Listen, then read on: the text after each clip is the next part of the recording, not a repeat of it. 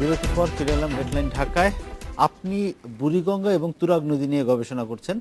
আপনার গবেষণার সাম্প্রতিক কোনো ফাইন্ডিংস বা অবজারভেশন আমাদের সঙ্গে শেয়ার করবেন? কি অবস্থা এখন নদীগুলোর? দুটো বিষয়ে বলতে চাই। একটা হচ্ছে যে মাছ পাওয়া যায় 4 মাস, 8 মাস পাওয়া যায় না। আপনি এটাকে মাছটাকে 4 মাস থেকে 12 মাসে নিতে পারে, আবার মাছটাকে একেবারে শূন্যতে নিয়ে যেতে পারে।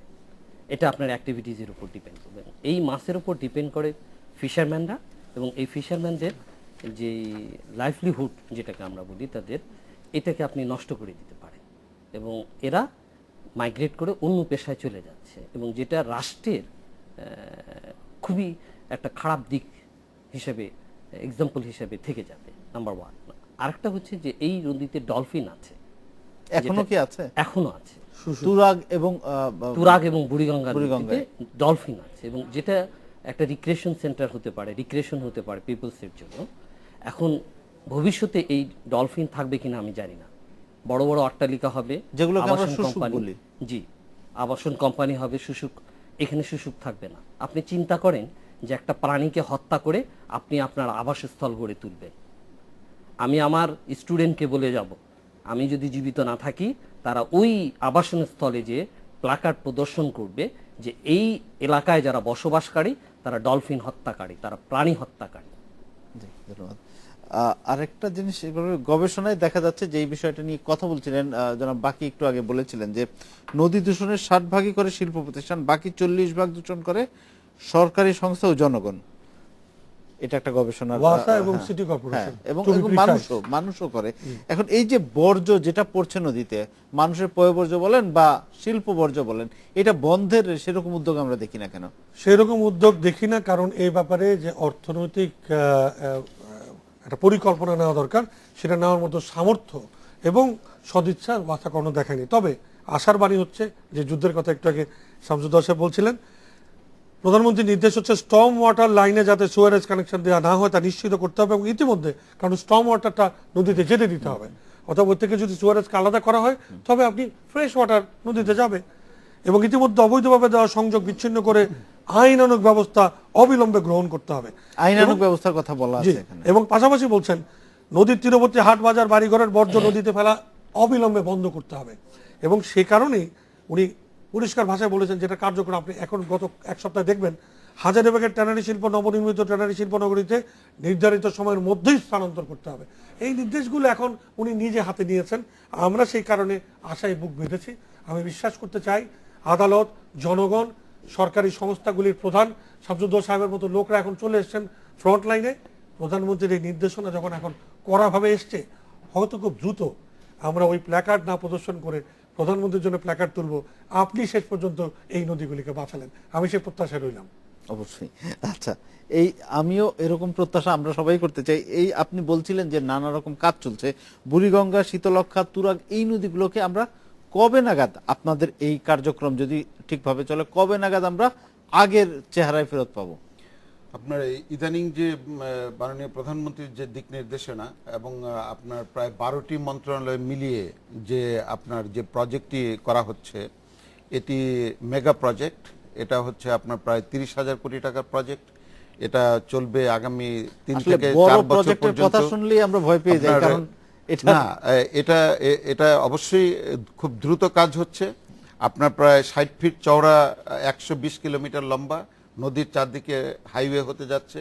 আপনার রেল লাইন হবে, নদীর চারদিকে যদি হাইওয়ে হয় সেটা কি নদীকে রক্ষার জন্য, মানে অন্তত সীমানাটা এবং সেটা কেউ দখল করতে পারবে না।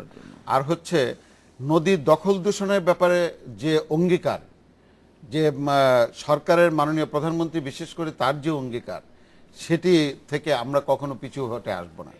আর হচ্ছে 53টা নদী খননের যে যেটা বলছেন অতীতে অঙ্গীকার নেওয়া হয়েছে, এবং সেটা কিন্তু ব্যাপারটা হচ্ছে যে সে সময় কাজ হয়নি, প্রস্তুতি হয়েছে, কিন্তু এখন আমরা সেই কাজটি শুরু করেছি এবং দ্রুত কাজ হচ্ছে। আর আমি এটিকে যুদ্ধ বলছি এই কারণে যে আপনার যে কাজটি গত 50 বছরেই কেউ করেনি।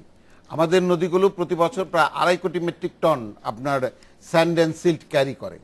ড্রেজিং করা হলো না 50 বছর যাবৎ, ড্রেজার কেনা হলো না, উদ্যোগ নেওয়া হলো না, নদীর বুক সব ভরাট হয়ে গেল।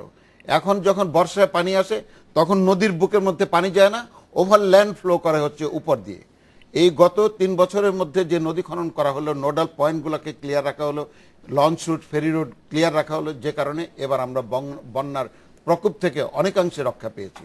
তো অতএব এই যে 53টা নদী খননের যে প্রোগ্রাম, এটি কমপ্লিট হলে আগামী 4 বছরের মধ্যে 4 বছরের মধ্যে 12,000 কিলোমিটার নদীপথ আগের অবস্থায় ফিরে আসবে, 250 নদী আগের অবস্থায় ফিরে আসবে এবং অর্থনীতি বেগবান হবে। এই যুদ্ধে এতে করে কি বুড়িগঙ্গা এবং শীতলক্ষা নদীর পানির যে কোয়ালিটি সেটাও কি বুড়িগঙ্গা, শীতলক্ষা, তুরাগের যথেষ্ট উন্নতি হয়েছে, যেটা প্রফেসর সাহেব বললেন। আমি একটু শুনে আসি, উনি একটু বলবেন। এখানে সরকার একটা প্রকল্প নিয়েছেন, যমুনা নদী থেকে পানি নিয়ে আসবে। যতগুলি সরকার প্রকল্প নিয়েছেন বুড়িগঙ্গাকে পুনরুজ্জীবিত করার জন্য, হ্যাঁ, সবগুলি ভালো, কিন্তু ওইটাকে না করলে ইনকমপ্লিট থেকে যাবে।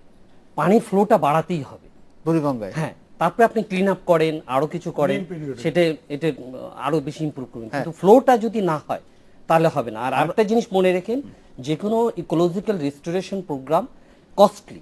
অনেকেই মনে করে এত টাকা বুঝি জলে যাচ্ছে, এটা ইন টার্মস আরেকভাবে আপনি কিন্তু অনেকভাবে টাকা পেতে পারেন, এবং সময় সাপেক্ষ, এবং এটা রিটার্নটা খুব স্লোলি আসে। এটা অনেকেই বুঝতে চান, অনেকেই মনে করে যে এত কোটি টাকা এটা বুঝি জলে যাচ্ছে না, নদীর ক্ষেত্রে তো টাকাটা জলেই যাবে, মানে জলটাকে ভালো করার জন্য, জলটাকে ভালোভাবে রক্ষা করার জন্য। কাজে এই রিভার রেস্টোরেশন প্রোগ্রাম, যে যমুনা নদী থেকে যে পানিটা নেওয়া আসার সরকার উদ্যোগ নিয়েছে, এই প্রকল্পটা মাননীয় সরকারের কাছে আমার আকুল আবেদন, ওনারা যেন এই প্রকল্পটা অতি দ্রুত আমরা একটু বাস্তবায়ন করেন। শামসুজ্জামান খন্দকার নিশ্চয় এবং সাহেবের কথাটা সততার শেষ শুনে নেই। হ্যাঁ, যেটা বলছিলাম সেটা হচ্ছে যে আপনার এই প্রকল্প খনন হলে নদীর পানির হ্যাঁ, কোয়ালিটিটা আরো ভালো হবে, এবং এই প্রজেক্টের মধ্যে এটাও আছে যে বুড়িগঙ্গা, শীতলক্ষা, তুরাগ, বালু, পুংলি, এই সবগুলো নদীর আপনার পানি সম্পূর্ণভাবে দূষণমুক্ত হবে এবং নদীর পানি আগের অবস্থায় ফিরে আসবে। এটা ওই প্রজেক্টের মধ্যে অলরেডি আছে। তো অতএব সেই কাজ কিন্তু শুরু হয়েছে। যেমন আপনার আমরা যে তুরাগে যে ড্রেজিং করেছি, বালু নদীতে যে আমরা ড্রেজিং করেছি, এখন কিন্তু কার্গো সেখানে চলছে। এবং যেটা আপনি প্রফেসর সাহেবের কাছে শুনলেন যে ডলফিন এবার বসিলা, বিরুলিয়া এদিকে কিন্তু ডলফিন ফিরে এসছে। গত 8-10 বছর যাবত তো ডলফিন ছিল না, এই গত বছর থেকেই কিন্তু ডলফিন সেখানে ফিরে এসছে। আপনার আপনার চলছে, আপনার কার্গো চলছে, স্পিড বোট চলছে। আপনার লো হাইটের কারণে বড় জাহাজ চলতে পারছে না, হ্যাঁ, লো হাইটের কারণে বড় জাহাজ চলতে পারছে না। তো আমি শেষ যেটা বলতে চাইবো সেটা হচ্ছে 50 বছর যাবৎ যেদিকে অবহেলা করা হয়েছে নদীর প্রতি, যে কারণে নদীগুলোর এই দুরবস্থা হয়েছে, এটি হঠাৎ করে আপনার রাতারাতি এটা করা সম্ভব হবে না। তবে এটি একটি যুদ্ধ, এই যুদ্ধ বিএডব্লিউটি এর একার পক্ষেও সম্ভব নয় এবং সরকারের একার পক্ষেও সম্ভব নয়। মাননীয় প্রধানমন্ত্রীর যে দৃঢ়তা এবং তার যে সদিচ্ছা, এটা যদি বাস্তবায়ন করতে হয় তাহলে আমাদের সবাইকে, পরিবেশবাদী সংগঠনকে, আমাদের প্রিন্ট এবং ইলেকট্রনিক মিডিয়া বন্ধুদেরকে, নদীর তীরের মানুষদেরকে, সারা দেশবাসীকে আমাদেরকে একসাথে হয়ে কাজ করতে হবে। আমরা আশা করি অন্তত এইবার এই উদ্যোগটা সফল হবে। আমাদের স্টুডিওতে আসার জন্য আপনাদের ধন্যবাদ। আমরা অনুষ্ঠান শেষ করছি। এই ছিল আজকে ডেডলাইন ঢাকায়। দেখা হবে আগামী শুক্রবার এই সময়। ভালো থাকুন, সুস্থ থাকুন, শুভরাত্রি।